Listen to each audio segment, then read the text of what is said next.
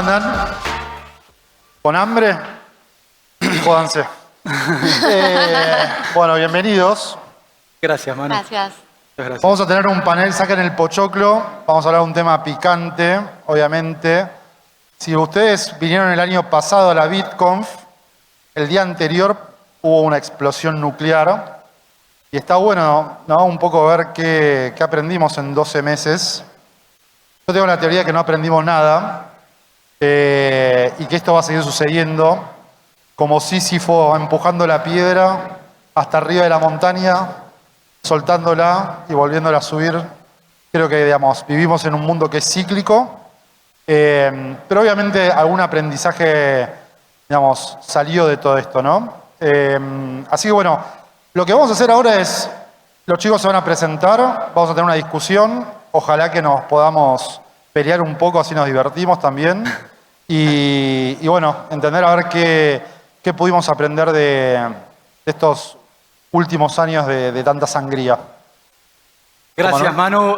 Muy buenas tardes a todos. Muy rápidamente felicitar a todos quienes organizaron este evento. Feliz de ser parte de esta revolución. Mi nombre es Juan Manuel Garrido. Yo trabajo en X-Ray Consulting, una consultora especializada en regulación, en criptoactivos. Trabajamos con el sector público y el sector privado. Y bueno, nos especializamos básicamente en regulación. Perfecto. Hola a todos, mi nombre es Paola Urquidi, yo trabajo en Bullish, nosotros somos un exchange institucional centralizado, así que sí, habrá bastante debate. Y nada, encantada de estar aquí con todos ustedes y ojalá podamos divertirnos un poco en el panel. Gracias, Paola. Gracias, Manu, y bienvenidos a todos. Gracias por tenernos aquí. Soy Fernando Martínez, CEO de Nonco. Es un corretaje institucional. Bueno, ¿quién se anima a explicar qué pasó? Vamos en orden temporal, si quieren, ¿no? ¿Qué era Luna y qué pasó con Luna? ¿Qué era FTX y qué pasó con FTX? ¿Quieren arranco? Haz. Bueno, sí, me parece interesante poner el contexto para... Vi algunas manos levantadas, otras no sé si todos están familiarizados con lo sucedido. Y bueno, para mí es interesante pensarlos de una perspectiva de un efecto cascada, ¿no? Que empezó allá por mayo del año 2022 con el colapso de Terra Luna. Terra USD o UST, como se lo conocía comúnmente, era un stablecoin algorítmica, es decir, una moneda estable que utilizaba mecanismos para regular la oferta y la demanda y con eso ajustaba la cantidad de moneda. A diferencia de otras stablecoins más conocidas de renombre como TEDA o USDC, que se respaldan por moneda fiduciaria, lo que pasaba con el valor de UST era que estaba ligado al valor del token nativo de la red Luna. ¿Qué pasó? Cuando el valor de Luna cayó, también cayó el valor de UST y colapsó, en definitiva, Terra Luna. Se considera que esta caída, este colapso, quitó más de 60 millones de activos, 60.000 millones de activos del mercado de criptomonedas, con lo cual se imaginarán que esto generó un problema de liquidez enorme para la industria y eso generó el efecto cascada que me refería inicialmente, ¿verdad? Porque después de esa caída, grandes de la industria, Three Arrows, por mencionar alguno, también quiebra 2 meses después y en noviembre de 2022 se genera el colapso de FTX, quizás la más conocida y la segunda exchange más importante a nivel mundial. Así que no sé si querés... Mira, interrumpo tantito ahí, es padrísimo cómo empezó. Creo que de verano 2022 a noviembre también hubo muchos acontecimientos que, por ejemplo, muchas mesas de trading o fondos como 3AC o otras empresas como BlockFi o la canadiense que se me olvida el nombre, pues empezaron a tener mucha responsabilidad de mantener su margen. No pudieron mantener el margen y ahí se fue, obviamente, liquidando toda la industria. Fue el catalista, ¿no? Se truena el mercado, se truena Luna, cae Bitcoin, empieza a haber llamadas de colateral por todas partes, la gente no tenía su dinero y empiezan a ser liquidadas. Claro, este punto de los 60 billions, ¿no? Que él menciona era justamente los fondos de todas estas empresas. Correcto. sobreapalancadas. Y seguramente levante la mano a quién fue, a quién lo lunatizaron. Damnificado. Acá, ¿sí? ¿No? Dale. Pueden pasar como pérdida de la FIP. Como se dice, y eso tuvo un efecto cascada y termina siendo un efecto también, o un error sistémico, ¿no? Que en cripto todo se mueve a la velocidad de los iones, entonces es muy peligroso, Claro. ¿no? Cómo se Hay va... un contagio que es el como contagio. efecto dominó, pero a velocidades extremas. Sí, ahí me gustaría mencionar algo, si me permitís, porque mencionás el riesgo sistémico y una de las cosas que podemos ver, sí, riesgo sistémico, riesgo de liquidez, problemas de los códigos de conducta, conflicto de intereses. Digo, y estos riesgos en definitiva no son diferentes de los riesgos o factores que generaron el colapso o crisis financieras del sistema tradicional. Si pensamos en lo que tiene que ver con la crisis quizás económica del 2008 y la crisis financiera que se generó con eso, no distan estos riesgos. Entonces, en definitiva, a mí lo que me gusta pensar o decir o creer, porque es una opinión, es que el problema no está en los activos virtuales en sí o la tecnología que lo respalda.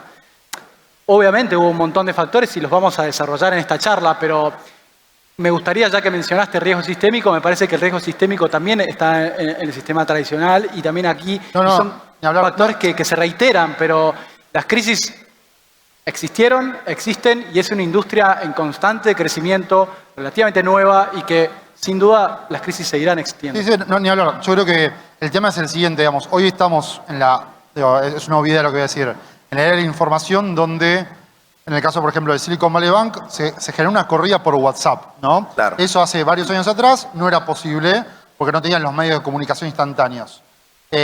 Si le sumás que, de alguna manera, está montado sobre el blockchain, digamos, permisivo, ¿no? O sea, que cualquiera puede moverse sin tener que pedir permiso, abierto 24/7, la cosa es como que también se va grabando, ¿no? Y esto no quiere decir, y mi posición hacia la regulación es muy contraria, que la regulación lo pueda proteger, porque en definitiva, y esta es mi opinión personal, en el caso de Luna, todo surge a partir de, primero, un mal diseño y también el ego del fundador de justamente no ver que había un problema en su sistema, ¿no? Y ahí, digamos, les pregunto, ¿qué cosas creen que hay parecidas entre lo que fue Luna y FTX? Definitivamente el ego del fundador. No, o sea, eso sin duda alguna. Creo que a ambas partes les faltó regulación, les faltó claridad, pero a la vez creo que la intención de todo detrás era cómo salirse con la suya. O sea, el simple hecho que en el momento que esté cayendo Luna, él seguía comprando o estaba interactuando, pues está mal. El simple hecho que SBF en noviembre 10, 11, que estaba pasando todo, seguían diciendo que todo estaba bien.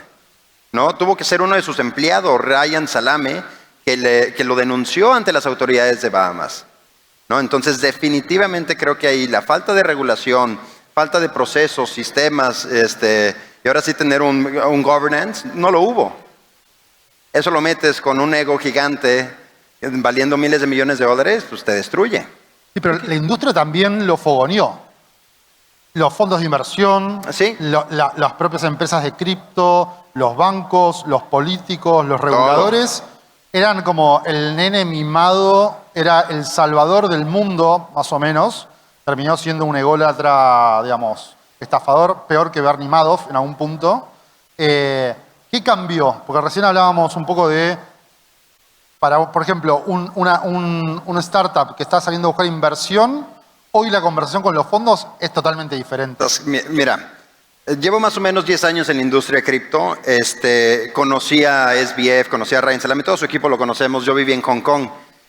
Justo después de que pasa esto, nosotros levantamos nuestra ronda de financiamiento.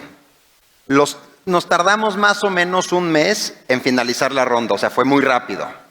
Pero los términos y condiciones, los closing documents, nos tardamos 93 días. ¿Por qué? Porque todos los inversionistas están petrificados de todos los riesgos que ya vieron. Por ejemplo, no nos podemos pagar más de X cantidad si no se tiene que ir un board. Ellos no tenían un board. Estaba Susquehanna ahí, no tenían board. El board era SBF.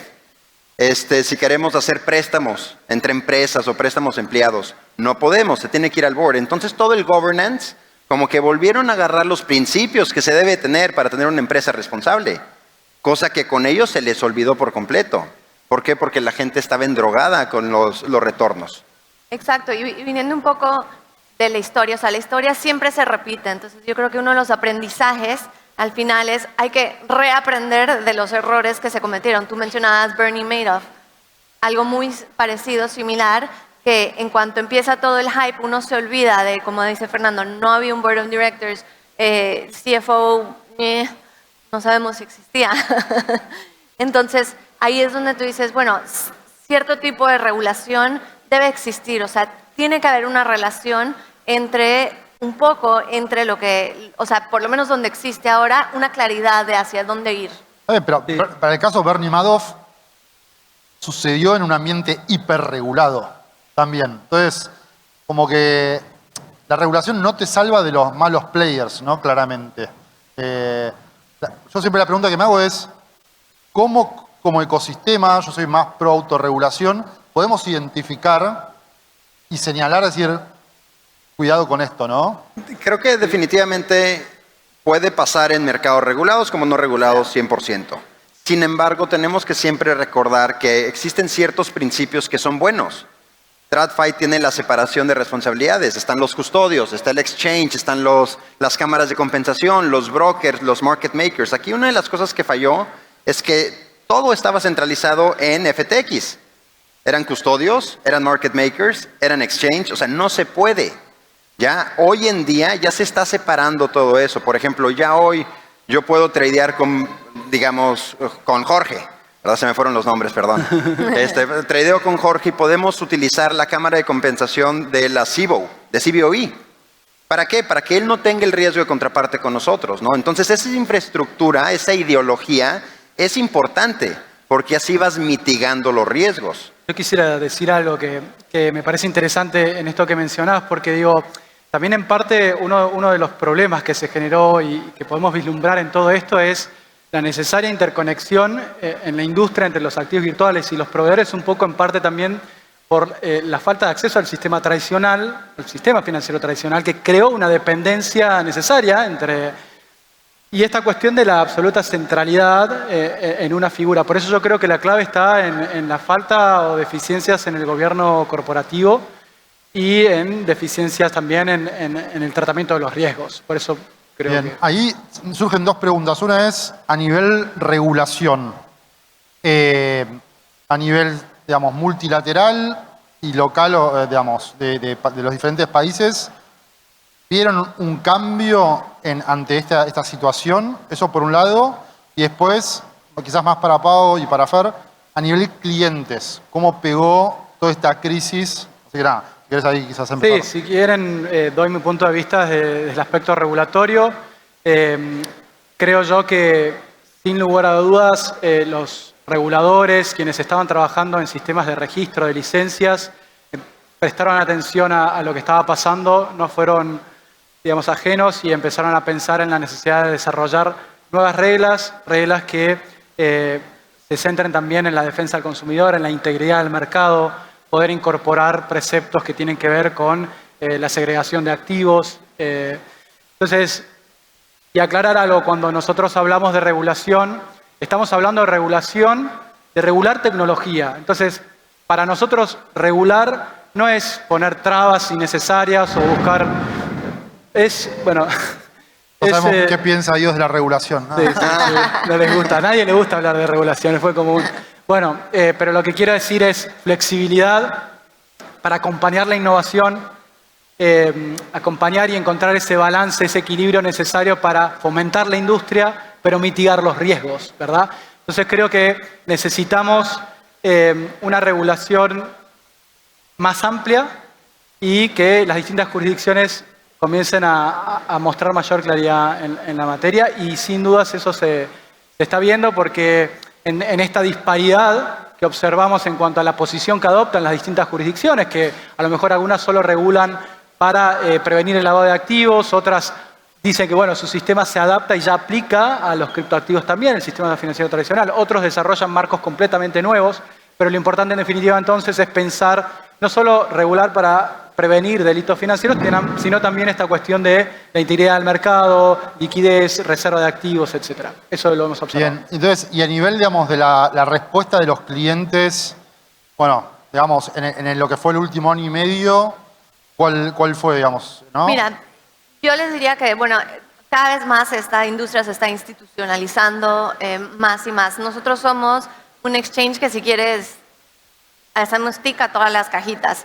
Estamos centralizados, estamos regulados, estamos auditados por Deloitte, todo. Pero lo que sí hemos visto este año, a diferencia de los años pasados, es que los clientes nos están haciendo su propio due diligence hacia nosotros. O sea, por más que nosotros tenemos todos nuestros estados de cuenta auditados, de todas maneras nos mandan el formulario, nos piden diferentes tipos de preguntas y hacen el due diligence acerca de nosotros, lo cual es bueno al final, porque como tú dices, hablando de la autorregulación es un poco por dónde va. Entonces, yo creo que si existe una claridad en lo que es la regulación, ambos, tanto los clientes o como los exchanges en nuestro caso, podemos avanzar un poco, o sea, más rápido y nuevamente hacia adelante de los pasos que hemos dado hacia atrás de lo que ha pasado con FTX y Luna. ¿Podría hacer una pregunta? Sí, obvio. No, porque tenemos tu posición de self-regulation. Me gustaría preguntarle a ella como exchange, porque nuestra teoría es que desde un inicio en donde teníamos un poco caos, que no sabíamos qué se podía hacer, qué no, dónde, con quizás el temor de que estés operando y al otro día una nueva regulación o una determinación de un banco central te imponga la imposibilidad de seguir operando. Entonces, como exchange, ¿crees vos que es necesario que exista cierta regulación para tener ese conocimiento, esa seguridad jurídica de qué se puede y qué no se puede? No con un criterio restrictivo, sino como una necesaria... Mira, Bullish nació regulado y nosotros estamos en línea que creemos que sí, que tiene que existir una regulación, o sea, una claridad en la regulación para poder avanzar, para saber qué se puede y qué no se puede hacer. Como tú dices, obviamente sería ideal que no fuera ni un extremo o el otro, o si en, no sé, distintos países a veces lo que pasa es que en un país dicen una cosa, en otro, y entonces después adoptan todas las reglas y uno no puede, está atado de manos y no puede hacer nada. No, entonces ni un extremo ni el otro, pero algo entre medio sí, definitivamente pienso que... Creo que algo importante ahí, respondiendo a tu pregunta, es no somos exchange, somos un corretaje, pero dependiendo de quién es tu cliente final. Si son clientes institucionales, necesitas regulación. 100%. Si quieres tener cuentas bancarias, necesitas regulación, necesitas auditores. Si no, muy sencillo, nadie te abre. Así. Creo que una de las cosas también interesantes que pasó post todo esto, pues bueno, si los reguladores han sido un poco más agresivos ahorita, están dando más claridad, que eso es muy bueno, pero también empezamos a ver como actores centrales como Bullish o Bitso o OKX o los que sean, empezaron a sacar su proof of funds, ¿no? Eso fue una iniciativa de la industria propia. Dije, a ver, cuate, yo no me voy a esperar a que el regulador venga y me lo exija. Porque ahorita estoy poniendo en riesgo mi reputación, estoy poniendo en riesgo los fondos de los clientes. Voy a proactivamente sacar esto, ¿no? Entonces esto es muy, muy padre. Luego, yendo a tu primer pregunta, Manu, creo que hubo una evolución total de los clientes desde que pasó hasta ahorita. Nosotros vimos muchos clientes institucionales, XP Investimentos en Brasil, estamos en contacto, bueno, hemos trabajado con Alaria Ledesma, en México GBM, en Singapur con DBS, Standard Chartered en el Reino Unido, o sea, tenemos mucho. ¿Qué hicieron todos estos? No cerraron, sino le bajaron a su ritmo. Y fueron muy cautelosos para asegurarse que durante este periodo de sanación no estuvieran expuestos y no perdieran pues no tuvieran grandes pérdidas, porque si lo hubieran tenido, entonces ya se acaba toda su iniciativa de cripto, porque todavía no la lanzan bien. Y ahorita, justo que está cambiando todo este ambiente, que el mercado está mejorando, ya le empiezan a meter segunda de nuevo. Entonces fue un periodo de cautela, de ser muy cautelosos. Bien, ¿qué cosas creen que habría que tener en cuenta que no se hicieron? Digo, hablaste de Proof of Reserves. Creo que es interesante y es, digamos, si lo podés hacer y demostrarlo, hay que hacerlo. Quizás depende de la estructura que tengas, ¿no? Yo también pienso un poco en esos dos chicos o chicas que están en un garage y que la regulación puede ser una traba para la creación de nuevas compañías, ¿no? Eso es un problema. Pero ¿qué cosas creen que no se hicieron o de qué medidas no se tomaron que hubiese sido bueno que se tomen de acá en adelante o como idea futura también, ¿no? Creo que, primero que nada, como lo mencioné hace ratito, es muy importante que cualquiera que sea tu contraparte o proveedor de servicios sea muy claro cuáles son sus responsabilidades y que no puede hacer todo. No se puede. Creo que ya el mercado está cambiando. Ya puedes pagar por medio de contratos inteligentes, puedes tener cámaras de compensación, puedes tener custodios separados. Eso se necesita hacer. Tú como proveedor de servicio no puedes tener acceso a todo. Entonces, si tuviera que escoger uno, ese lo daríamos. Sí, un poco complementando, te diría que transparencia, o sea, una transparencia en qué es lo que se está haciendo, de dónde vienen los fondos, quiénes son, o sea, el governance de la estructura.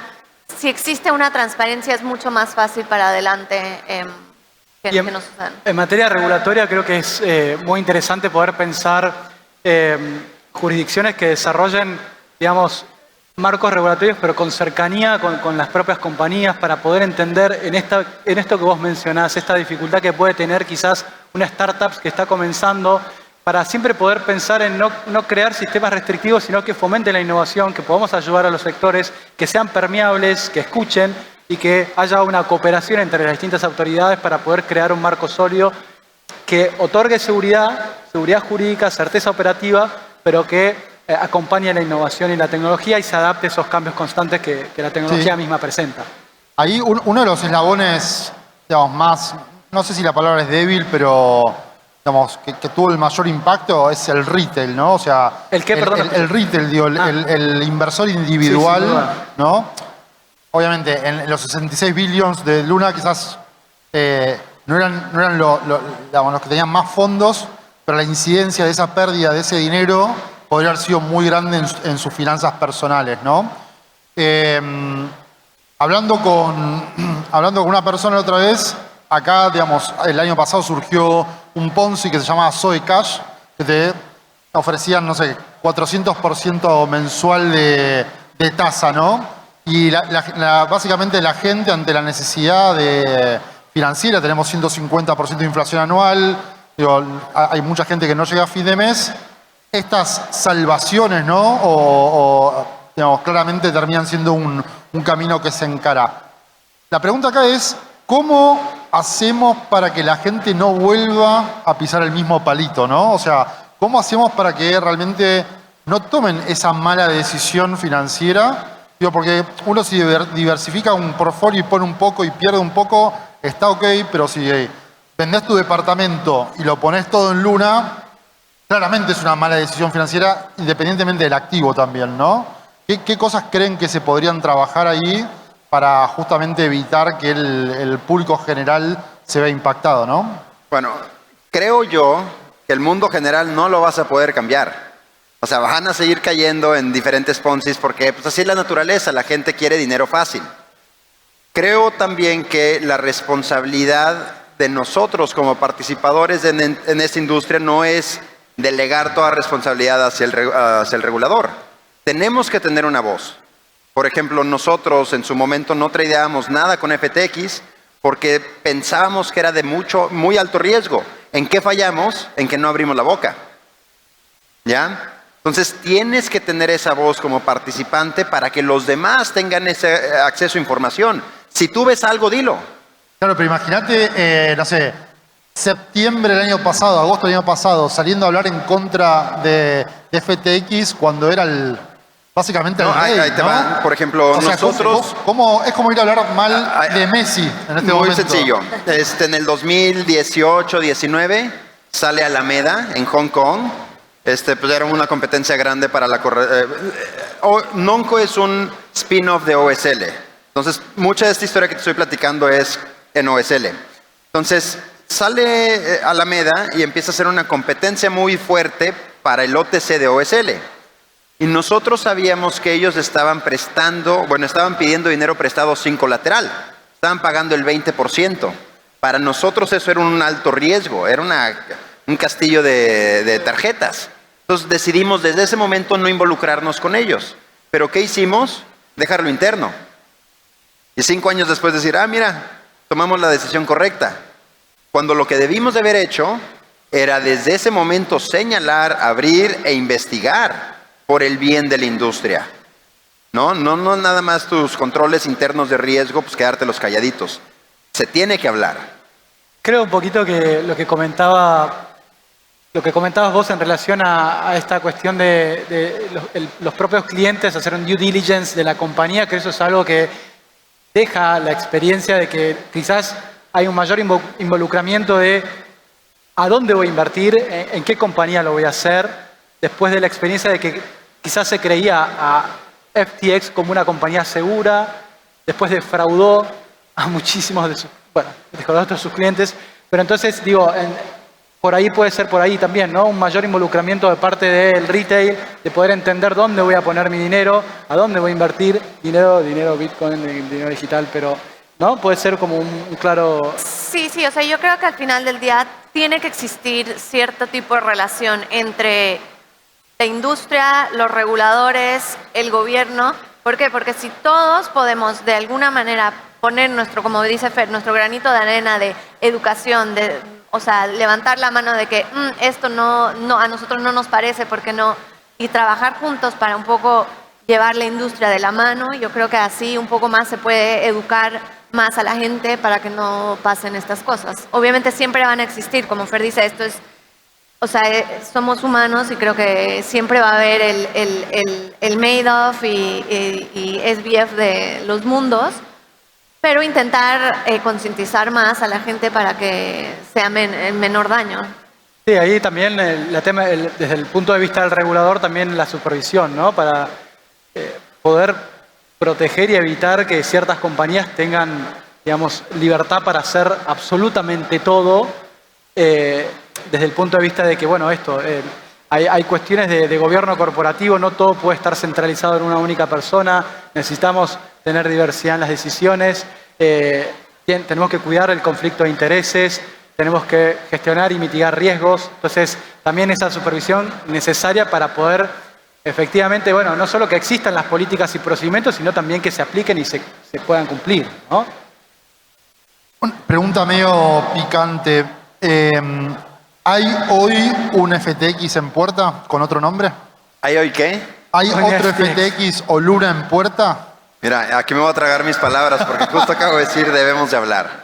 Creo que siguen existiendo muchos riesgos, principalmente de los exchanges más grandes. Los tenemos que, ahora sí que empujar a responder o aclarar ciertos riesgos que están por ahí. Obviamente, por ejemplo, Binance es el exchange más grande que existe. Nosotros lo utilizamos mucho, pero hay unos riesgos muy, muy grandes. Tanto regulatorio, o sea, por el hecho que la SEC, la CFTC, el Department of Justice estén yendo tras bueno, o sea, ahí tienes que ver algo. El punto que también BUSD se esté bajando muchísimo de market cap y se están cambiando a otro stablecoin, USDF o First Digital de Hong Kong, también te hace preguntarte qué está pasando, qué tengo que hacer, cómo debo de ajustar mis modelos de riesgo. Ahora, ojo, para nosotros es conocer los riesgos y tratar de medir cuánto puede ser nuestra pérdida en caso de que llegue a pasar. No puedes correr para el otro lado necesariamente porque pues, ahí tienes un exchange que tiene mucha liquidez, pero no te puedes tapar los ojos pensando que va a estar muy bien porque es el más grande. Claro, ahí entra un poco el juego de tu política de manejo de riesgo. Y ahí es donde yo creo que es muy importante que eso no existía, por ejemplo, en FTX. Entonces, un poco los jugadores que están ahí hoy en día también tomar en cuenta eso del resto de las contrapartes. Y bueno, como dice Fer, uno no puede mirar al otro lado un poco si el río suena, piedras trae, eso dicen. Entonces, habría que verlo. Yo lo que quisiera decir es, y creo que lo mencionamos al inicio, ¿no? Las crisis probablemente sigan existiendo y seguirán sucediendo, y mucho más en una industria que está en constante evolución y crecimiento. Pero creo que desde el lado de la regulación, los reguladores están aprendiendo y desde ese espectro están también aplicando medidas para evitar que suceda eso mismo. Entonces yo creo que un buen marco regulatorio, un marco regulatorio sólido, ayuda a prevenir este tipo de colapsos y quizás también ayuda a prevenir los impactos cuando suceden. Bueno, gracias por el tiempo. Se nos acabó. Dos ideas para que nos llevemos. Si la limosna es muy grande, ya sabemos. Y nada, me parece que es importante trabajar con los reguladores porque siempre vienen de atrás, ¿no? Y esta industria va muy rápido y me parece que es importante que, digamos, se encamine para que siga creciendo y traiga valor a la sociedad, ¿no? Así que bueno, gracias. Un aplauso, por favor. Gracias. Gracias, Manu. Gracias a todos.